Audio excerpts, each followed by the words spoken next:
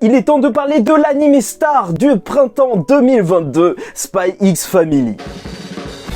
Mesdames et messieurs, ici Chaz et on se retrouve aujourd'hui sur la chaîne secondaire pour parler justement de l'introduction de Spy X Family avec les 3 premiers épisodes qui sont sortis pour le moment. Pour rappel, moi je n'ai pas lu le manga et je découvre totalement cet animé avec cette histoire dès maintenant. Et donc le synopsis, c'est que Lloyd, donc l'agent Twilight, est un grand agent secret qui aura pour mission d'empêcher une guerre, mais pour cela il devra se constituer une famille, quelque chose qui va aux antipodes justement de ce qu'il fait d'habitude en toute discrétion. Et c'est pour ça qu'on va suivre cette famille qui va se construire à travers le personnage de la petite fille Anya, Yor et bien sûr notre très cher Lloyd Twilight. Et déjà en termes d'animation, globalement je trouve que l'association de Wit Studio, qui est donc connue pour SNK les premières saisons, et de Cloverworks qui s'est occupé justement de The Promised Neverland, marche très bien. L'animé est très fluide, très agréable à suivre. C'est vrai que en plus les OST en mode jazzy, je trouve que ça colle totalement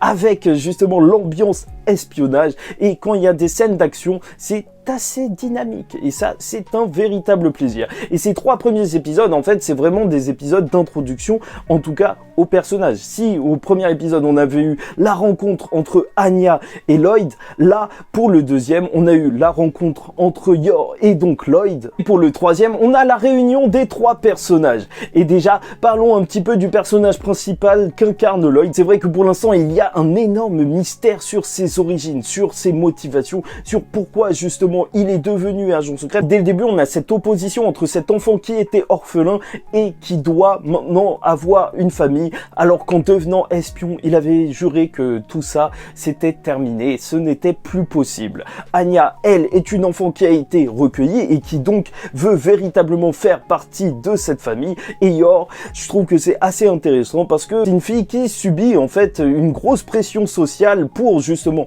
se marier, et en soi c'est un thème qui est très japonais, et même globalement on peut le retrouver dans différentes cultures. Mais si t'es pas marié alors que tu commences à devenir vieille, il y en a qui commencent à te regarder mal. Donc voilà, chaque personnage a un petit peu ses propres problèmes, et en soi la dynamique entre eux est juste géniale parce que chacun cache un secret, que ce soit Lloyd avec justement sa grande mission qu'il doit mener à bien, Anya qui lit dans les pensées, et ça c'est génial parce que en fait ça t'est montré juste par un petit effet d'étoile à chaque fois qu'elle lit dans les pensées. Je trouve que visuellement ça marche assez bien pour que tu comprennes tout. Et justement Yor qui est une tueuse, et au début je m'attendais en fait qu'on me l'a présenté à une genre de Mikasa, mais en fait pas du tout. Tu vois que elle est vraiment un petit peu dans la lune et ça me fait délirer. En fait les 3, leur interaction ensemble est juste géniale.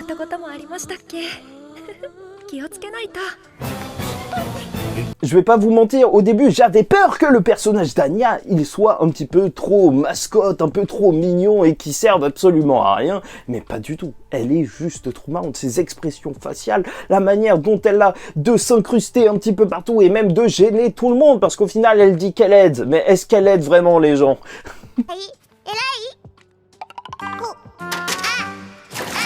Elle est juste excellente cette petite, et je trouve que tous les personnages ils sont assez attachants. Que ce soit Lloyd qui est assez badass mais qui en fait forme un petit peu cette famille, Anya qui est juste trop kawaii, en vrai c'est ça, c'est le terme. Les Japonais ont inventé un terme, il faut l'utiliser. Elle est comme ça, franchement elle est trop marrante, t'as envie de la garder? Non, en fait je pense qu'elle doit être relou à vivre, mais elle est marrante à suivre.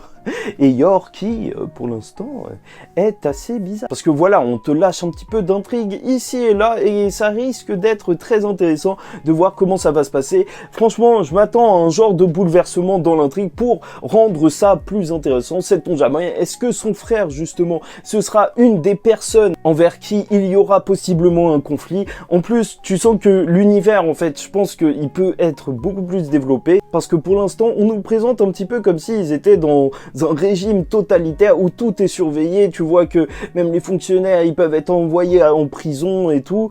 Franchement ça peut être très intéressant. C'est vrai que là on se dirige vers quelque chose. Hein. Je pense que l'intrigue, elle ne fait que commencer, mais ça se trouve que je raconte n'importe quoi, mais on verra bien. En tout cas, j'ai très hâte d'en découvrir plus sur l'école, sur justement même ce régime, sur pourquoi il y aura cette guerre, le passé de Twilight et de tous les autres personnages. Et voilà. Mais voilà, reste à voir si on va rester sur cette ambiance assez chill, où on est là pour rigoler principalement de manière assez tranquille, ou si l'intrigue va s'épaissir et devenir un petit peu plus mystérieuse, même justement sur les enjeux de la mission, qui pour l'instant semble assez lointain, puisqu'on est vraiment dans la formation justement de cette famille. Je comprends vraiment un peu mieux pourquoi le manga a aussi bien marché, avec cet énorme décalage entre ce que les personnages paraissent être et justement ce qu'ils pensent dans leur tête. D'ailleurs, on y revient assez souvent à voir ce que Yor, elle pense dans sa tête à travers Anya. Anya qui panique et qui a ses réactions complètement folles, mais c'est parce qu'elle lit dans les pensées et que aussi elle aime juste les cacahuètes et que elle est pas très douée pour les autres trucs. Hein. C'est vrai qu'elle est pas douée. Non, franchement, cette famille fonctionne plutôt bien. Donc voilà, pas grand chose à dire pour l'instant. Je pourrais parler du rythme avec le premier épisode qui a fait beaucoup de bruit parce que certaines personnes trouvaient qu'il allait beaucoup trop vite, sauf que pour moi, franchement, on m'avait vendu Spy X Family, je voulais voir la famille ensemble directement, donc tant mieux s'il trouvait sa fille assez rapidement. Écoute, deuxième épisode, ça y est, t'avais Yor avec, ça y est, là on est en plein justement dans ce que je voulais, cette dynamique entre ces trois personnages qui devront former cette fausse famille. Donc là, je pense qu'on est vraiment introduction, on attend juste de voir la suite, hein. Il n'y a pas grand chose à dire, il n'y a pas grand chose à dire, c'est pour ça que cette vidéo est assez chill.